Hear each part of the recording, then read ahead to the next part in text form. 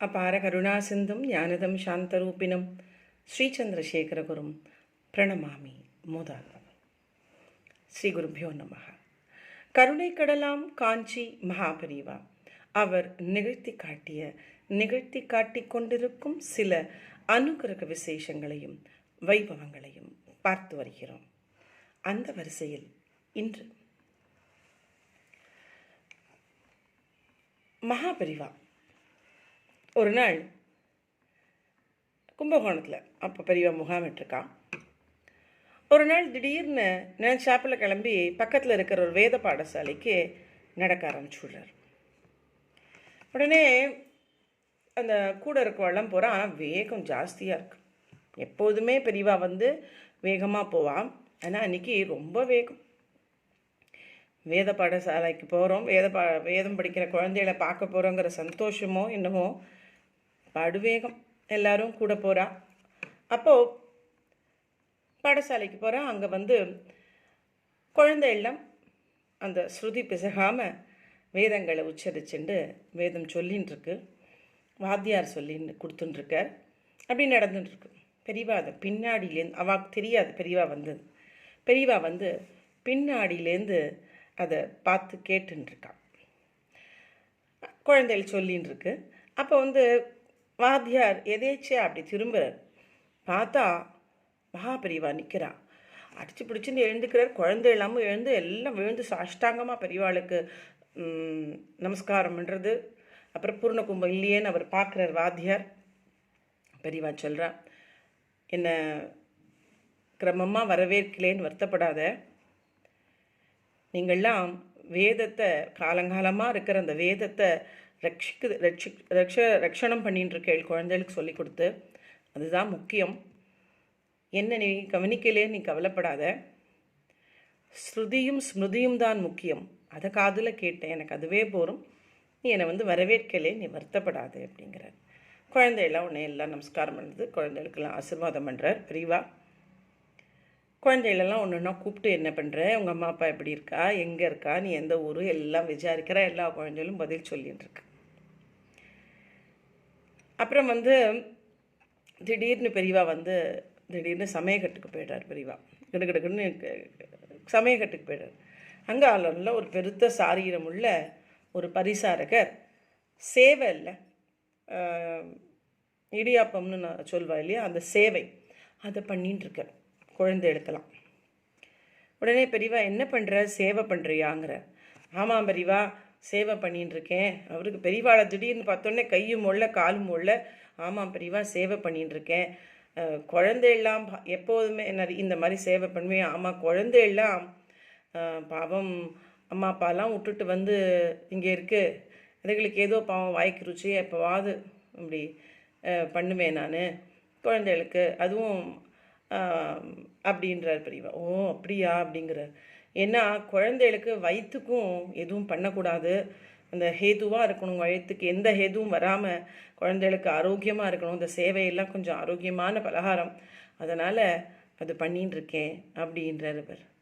ரொம்ப சந்தோஷம், நல்ல சேவை அப்படிங்கிறா பெரியவா. இதை நீ தினம் இந்த சேவை பண்ணின்று அப்படின்னு சொல்லிட்டு ஹாலுக்கு வந்துடுறா பெரியவா. இவருக்கா சமயக்காரருக்கு என்னடா சேவையே கஷ்டம்.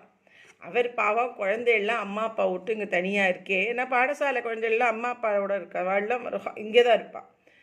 அதனால் குழந்தையெல்லாம் எங்கேயோ ஒரு தூரத்துலேருந்து இருக்கே, நம்ம பண்ணலாமேன்னு மாதத்தில் ஒரு வாட்டி 2 வாட்டி அவர் பண்ணுவார். இவர் வாட்டுக்கு தினம் இந்த சேவையை பண்ணுன்னு சொல்லிட்டு அவர் போயிட்டாரே. எப்படி டெய்லி பண்ணுறது அப்படின்னு அவருக்கு. ஏன்னா சேவை பண்ணுறது ரொம்ப கஷ்டம். அதுவும் குழந்தைகள் நிறையா இருக்கா இல்லையா, நிறையா இருப்பான். எல்லாருக்கும் 1-2 பேர் ஆற்றுல பண்ணுறது வேற, ஒரு பெரிய இதுக்கு சேவை பண்ணுறதுங்கிறது ரொம்ப கஷ்டம். அவர் யோஜனை பண்ணி பெரியவா வேற சொல்லிட்டா எப்படி பண்ணுறதுன்னு தெரியலேன்னு யோஜனை அவருக்கு.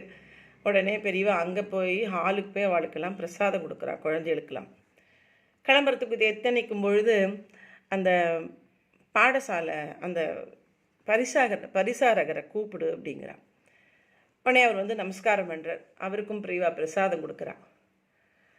என்ன தினம் சேவை பண்ணுறியா அப்படிங்கிறா. அவர் என்ன தட்டு மாதிரி சரி பெரியவா எப்படியோ சமாளித்து பண்ணிடுறேங்கிற அவர் முடிவுக்கே வந்துட்டார். பெரியவா சொல்லிட்டா தினம் சேவை பண்ணணுங்கிற மாதிரி அப்படி ஒரு சின்சியரிட்டி அவருக்கு. நே அது ஒரு முடிவுக்கே வந்துட்டு சரி பெரியவா நான் எப்படியாவது பண்ணிடுறேன் அப்படிங்கிறார் அவர். சிரிக்கிறா பெரியவா. சிரிச்சுட்டு என்ன நான் வந்து சேவைன்னு உடனே நீ பலகாரம் நினச்சுட்டியா? நீ சொன்னே இல்லையா இந்த குழந்தை வயிற்றுக்கு எந்த ஹேத்துவும் வராமல் அந்த மாதிரியாக பார்த்து நான் பலகாரங்கள் பண்ணி கொடுப்பேன். அந்த மாதிரி நீ ஒரு குழந்தையோட ஒரு அக்கறை எடுத்து பார்த்துக்கிற இல்லையா, அந்த சேவையை சொன்னேன். அது உன்னதமான சேவை. அதை நீ எப்பொழுதும் பண்ணின்றன்னு சொன்னேன். நீ என்னை தப்பாக புரிஞ்சுட்ட. நீ வந்து சேவைன்னா பலகாரம்னு நினச்சிட்டு என்னடா பெரியவா தினம் சேவை புழிய சொல்லிட்டாளேன்னு நினச்சிட்டியோ அப்படின்னு சிரின்னு சிரித்தாளாம். பகவானே பகவானே நான் சேவைன்னு நினச்சுட்டேன். இல்லை இல்லை, சேவையும் பண்ணி கொடு எப்போவாது. ஆனால் குழந்தைகளுக்கு இந்த மாதிரி நம்ம பெத்தவா மாதிரி இந்த குழந்தைகளை பார்த்து குழந்தைகளுக்கு சமைச்சு போடு, ஆசையாக சமைச்சு போடு, ஆசையாக சாதம் போடு அவளுக்கெல்லாம் அப்படின்னு ஆசீர்வாதம் பண்ணிட்டு அன்றைக்கி போனாலாம். பெரியவாளுக்கு எவ்வளோ ஒரு ஆசை பாருங்கோ. வேதம் படிக்கிறவா மேலேயும் வேதம் படிக்கிற குழந்தைகள் மேலேயும் ரொம்ப ஆசை அவருக்கு. அவள் நன்னா இருந்தால் அவ்வளோ சந்தோஷம். யாராவது அவன் வந்து பாடசாலையில் வாத்தியார் வந்து ஸ்கூட்டர் வாங்கியிருக்கான்னா ரொம்ப சந்தோஷப்படுவாரான். ஸ்கூட்டர் வாங்கியிருக்காண்டாவன் அப்படிம்பானான். அதே மாதிரி சொல்லலாம், நம்ம வாத்தியார் வேதம் படித்த வாத்தியார்லாம் நிறைய வீடு வாசலும் வாங்கி ஸ்கூட்டரும் வாங்கி நன்னா இருக்கணும்டா அப்படிம்பாரான். பெரியவாளுக்கு அவ்வளோ ஆசை பெரியவாளுக்கு. ஆனால் பெரியவா ஆசைப்பட்டபடியே இப்போ இருக்கிற வாத்தியார் எல்லாம் வேதம் படித்தவாள்லாம் அமோகமாக தான் இருக்கா. பெரியவாளோட அனுகிரகம் அவளுக்கு பரிபூர்ணமாக இருக்கிறதுனால தான் எனக்கு தெரிஞ்சு எல்லா வாத்தியாரும் அமோகமாக இருக்கா. நன்னா குடும்பம் பண்ணுவாவா, நன்னா இது அழகாக வீடுகள் வாங்கி இது பண்ணி அழகாக இந்த லௌகீக படிப்பு படித்த பசங்களை விட அவள் நன்னா அவள் மனைவியெல்லாம் ஆசையாக வச்சுக்கிறத நான் பார்த்துருக்கேன். அதே மாதிரி இந்த காலத்தில் முன்னெல்லாம் கூட கொஞ்சம் வாத்தியாருக்கு வந்து பொண்ணு கொடுக்க யோசிப்பானா. இப்போல்லாம் நிறைய பெண்கள், படித்த பெண்கள் முன் வந்து வேதம் படித்தவாளை கல்யாணம் பண்ணிக்கிறான். அதையும் நான் பார்த்துருக்கேன். எத்தனையோ பேர் படித்த பெண்கள் சாஃப்ட்வேர் இன்ஜினியர்லாம் வேதம் படித்தவாளை கல்யாணம் பண்ணிட்டுருக்கா. அதை நான் பார்த்துருக்கேன். ஆனால் அதுக்குன்னு அவள் அந்த சாஃப்ட்வேர் இன்ஜினியர் பொண்கள்லாம் எப்படி மாடர்னாக போகிறதோ அந்த மாதிரி இல்லையா. எப்போது வேதம் படித்தவாளை பண்ணிட்டாலும் அதுக்கேற்ற மாதிரி அவளோட அந்த சம்பிரதாயங்கள் இந்த அனுஷ்டானங்கள் அதெல்லாம் மாற்றிண்டு அழகாக வாழற பெண்களும் இருக்கா. அதனால் பெரியவா ஆசைப்பட்டபடி வாத்தியார்கள்லாம் வேதம் படித்தவாள்லாம் நன்னா தான் இருக்கா. ஏன்னா நான் வாரணாசி போயிருந்தேன் போன வருடம். இதே நேரம் வாரணாசியில் இருந்தேன். அப்போ என்னோட ஒரு சில வேதம் படித்தவர்கள்லாம் அங்கே இருந்தா. அப்போ வந்து அந்த வேதம் அப்போ வந்து ஒரு 2-3 திருமணமானவர்களும் இருந்தார்கள். அப்போ தான் கல்யாணம் ஆயிருக்கு.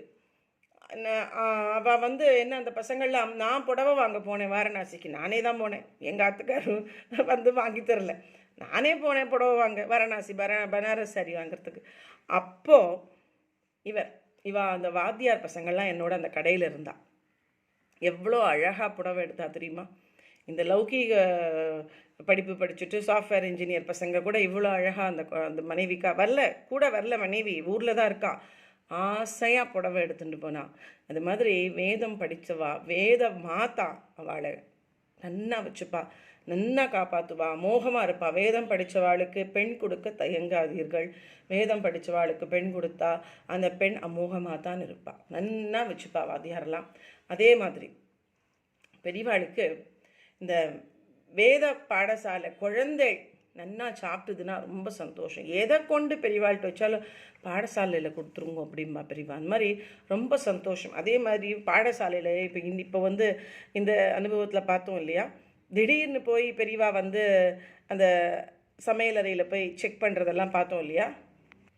அதே மாதிரி காஞ்சிபுரம் மடத்தின் பேரில் நடக்கிற பாடசாலையெல்லாம் இருக்கும். அந்த குழந்தைகள் வரும் இல்லையா, அந்த குழந்தைகள்கிட்ட பெரியவா சின்னதாக இருக்கிறதுலே குட்டியாக இருக்கிறத கூப்பிட்டு கேட்பான். என்ன சாப்பிட்ட, என்ன பண்ண அப்படின்லாம் கேட்பான். நீ நன்னா குளிக்கிறியா, நன்னா குளிச்சு நன்னா இது பண்ணுறியா, சாப்பிட்றியா, உனக்கு என்ன இன்னைக்கு சமையல் பண்ணி போட்டா. அந்த ஏன்னா குழந்தையோன்னு கரெக்டாக போட்டு கொடுத்துரும். சமையக்காரர் சரியாக சாதம் போடலே நான் குழந்தை சொல்லிடும்.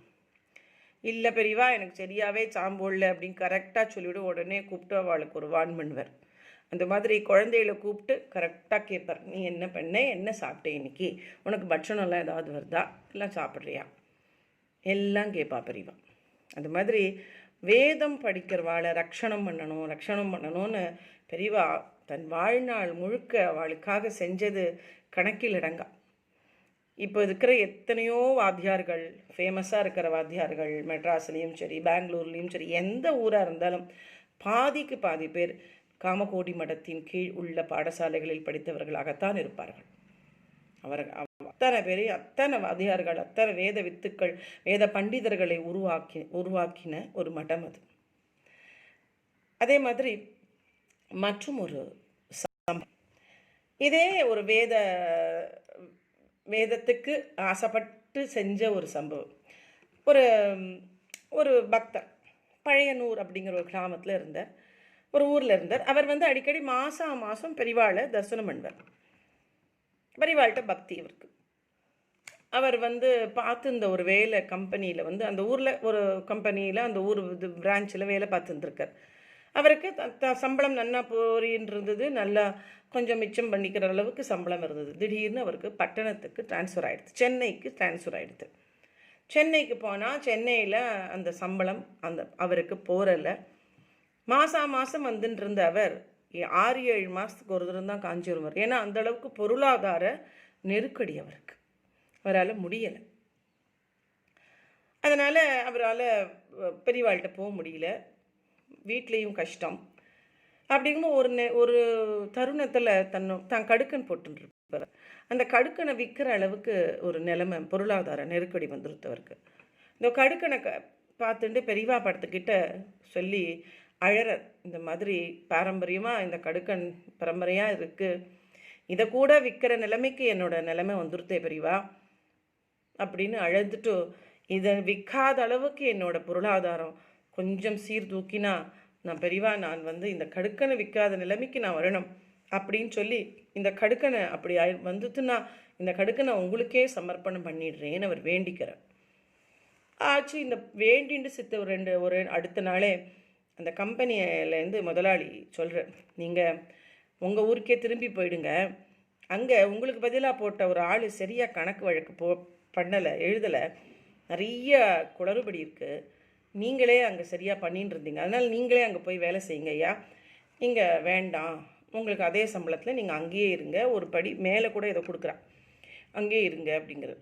சென்னையில் எப்படி உயர்த்தி கொடுத்தாலோ அதே அளவு அந்த கிராமத்தில் இருக்கும்போது அவளுக்கு இன்னுமே வசதி தானே.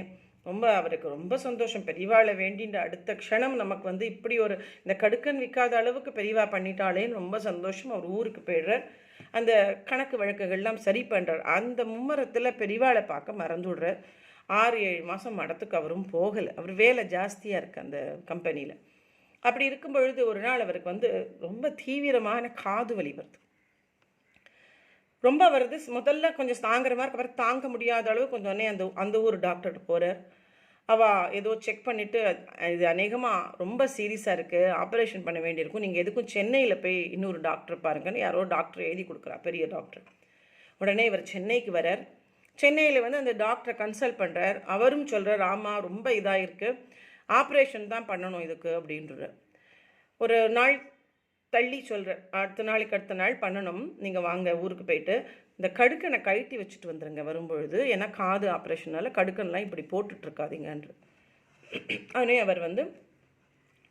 அவர் கடுக்கன்னு சொன்ன உடனே தான் இவருக்கு ஞாபகம் வருது, ஆச்சாரியாளுக்கு இந்த கடுக்கனை கொடுக்குறோம் நம்ம வேண்டின்றோமே, நம்ம இப்படி மறந்து போயிட்டோமேன்னு அவருக்கு ஞாபகம் வருது. சரி, கழட்டிட்டோம், ஆச்சாரியாளுக்கு சமர்ப்பணம் பண்ணிவிட்டு நம்ம ஆப்ரேஷனுக்கு வருவோன்ட்டு அவர் வர வழியில் ஆச்சாரியாளுக்கு சமர்ப்பணம் பண்ணுறதுக்காக காஞ்சிபுரம் பெரியவாள்கிட்ட அதை சமர்ப்பணம் பண்ணிடலாம். அந்த கடுக்கனை வேண்டின்னு இருக்கார் இல்லையா, அதை சமர்ப்பணம் பண்ணணும் அப்படிங்கிறதுக்காக. எப்படி பாருங்க, ஒன்று வேண்டின்ட்டா அதை செஞ்சிடணும், திருப்பதி சாமி மாதிரி தான் பெரியவாளும்.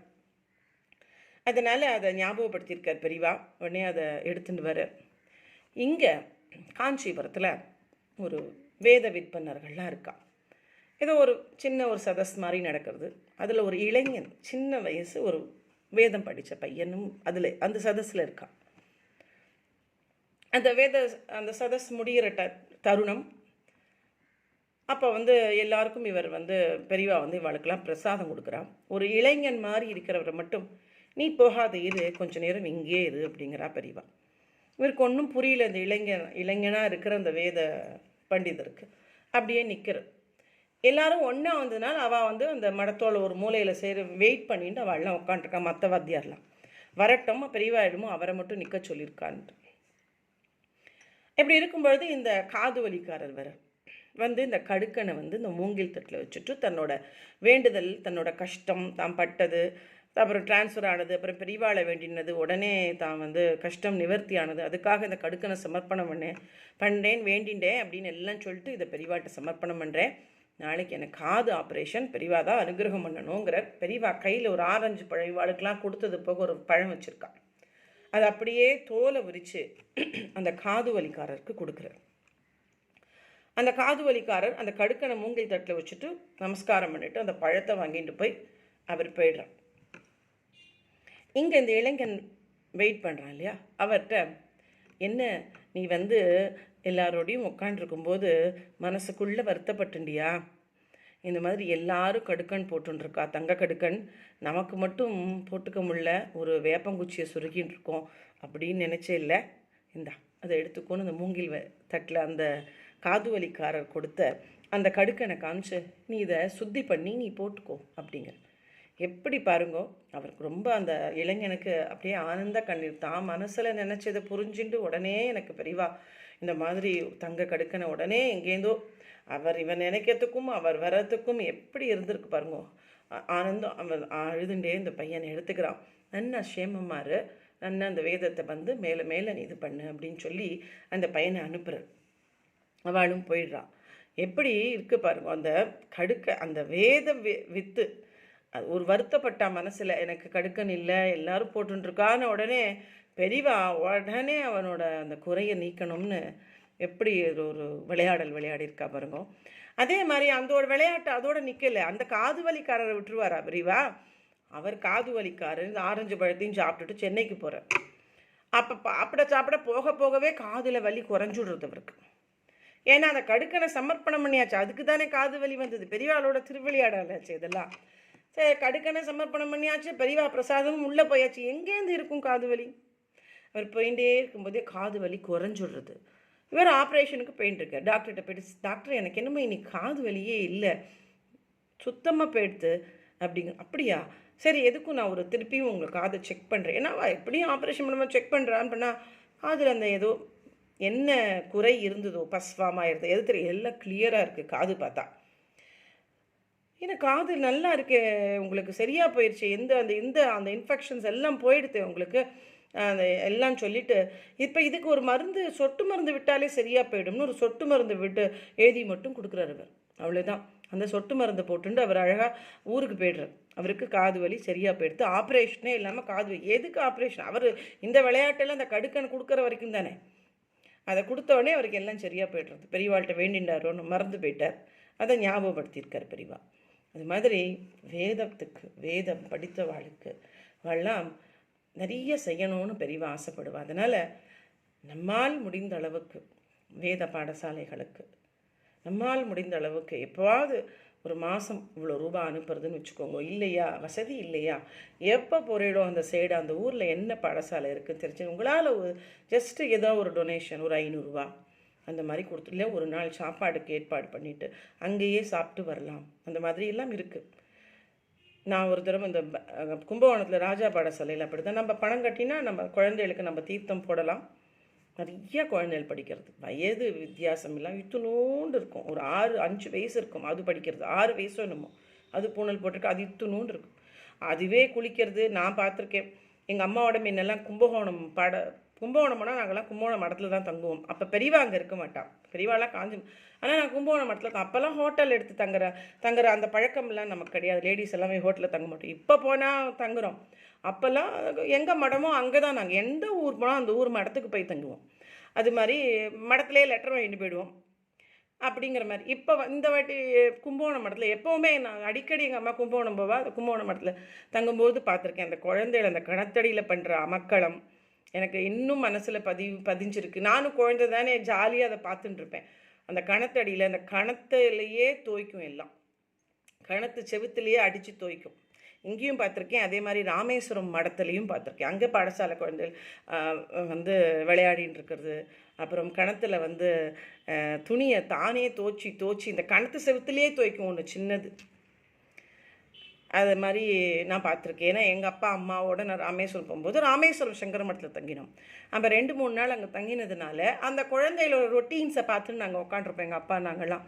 அப்போ அந்த குழந்தைகள்லாம் விளையாடுறது, காத்தால் எப்படி குளிக்கிறது, இத்தினோண்டு குழந்தைகள் கூட தன் துணியை தானே துவச்சிண்டு அழகாக அதுகள் குளிக்கிறது அப்படிங்கிற மாதிரி இருக்கும். அதே மாதிரி தான் இங்கேயும் அதே மாதிரி பெரியவா அந்த குழந்தைகள் குட்டி குட்டியாக குழந்தைகள் தானே, அதுகள்லாம் அம்மா அப்பா விட்டு வந்திருக்குன்னு ரொம்ப வாஞ்சையாக இருப்பா பெரியவா. அந்த குழந்தைகளை பார்த்தா அத்தனை ஆசை. அதே மாதிரி தான் இப்போவும் புது பிரிவாலும் சரி பால பிரிவாலும் சரி அந்த குழந்தைகள்கிட்ட அத்தனை, எந்த ஒரு குழந்தை ஒரு பாடசாலை குழந்தைகள் வந்ததுன்னா அதுகள்கிட்ட பேச பிடிச்சின்றுவா. அதுகளை பார்த்தாலே ஆசையாக பாப்பா, உக்காண்டு அதுகள்கிட்டலாம் பேசுவா.